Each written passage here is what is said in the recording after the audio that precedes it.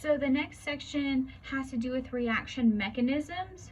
You can really get out in the weeds with this. I'm going to try to hit the high points and let you know what you really need to focus on. I happen to think reaction mechanisms are super cool. If you like proofs, or those kind of logic puzzles, you'll probably like this. We're not going to get into a whole lot of detail and practice with them in class, but I do like to talk about it because it helps answer kind of the why of some reactions. But a reaction mechanism is a series of individual chemical steps by which an overall chemical reaction occurs. Based on the things that we have covered so far in chemistry, you have this is sort of similar to, like kind of what we did with Hess's law. You kind of arrange things to get an overall reaction. This is not quite the same, but that's a decent analogy. So an elementary step is a reaction or an equation that cannot be broken down into any simpler steps. So that's kind of as simple as it gets. Now, all of our elementary steps have to add up to the overall reaction. So here, think back to Hess's law. So you can have reaction intermediates, and those are going to be species or compounds that are going to form in one elementary step and then gets consumed in another. So it's there, but it doesn't show in your overall equation. Now, rate laws for elementary steps.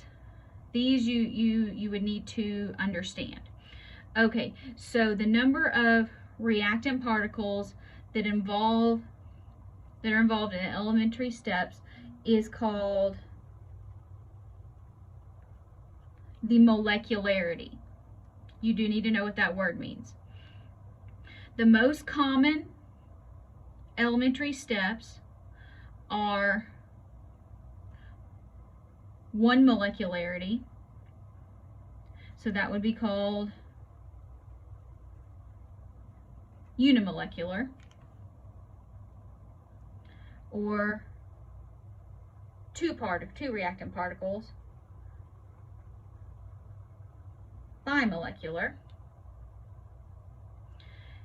You can have 3, that would be termolecular, but that's actually very rare for an elementary step.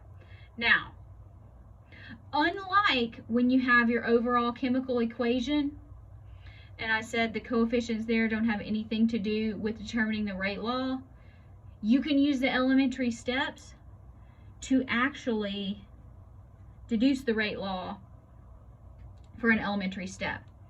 So if you have compound A that goes to product, so it's decomposition,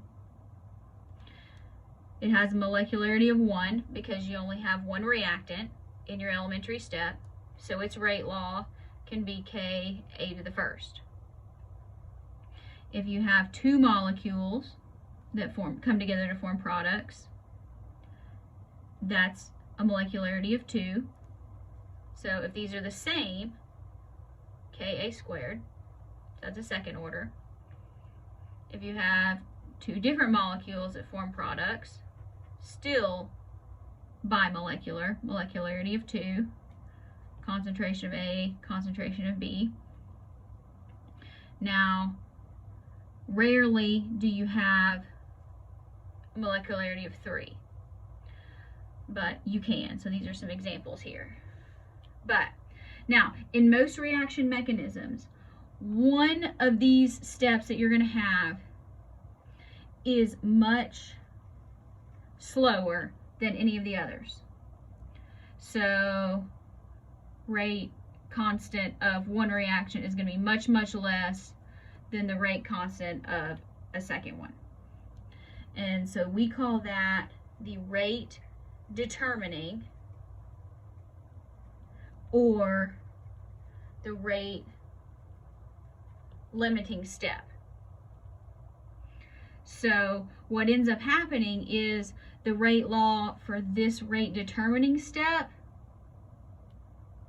becomes the predicted rate law for the overall reaction.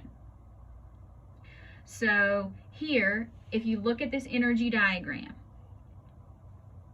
so here's energy, here's our reaction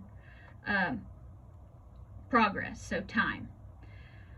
So here we're going from reactants, we go through our first transition state, here's our activation energy from these reactants up to the transition state, these go down, this right here would be a reaction intermediate because it makes products, and then these products become the reactants for a second reaction or second step with its own activation energy, and then it goes all the way down to final products.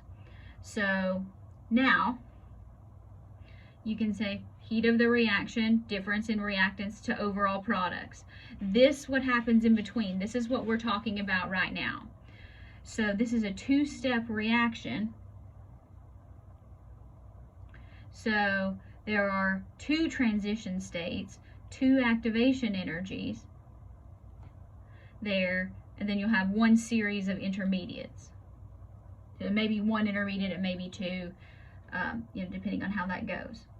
So, because the activation energy for step 1 is higher than the activation energy for step 2,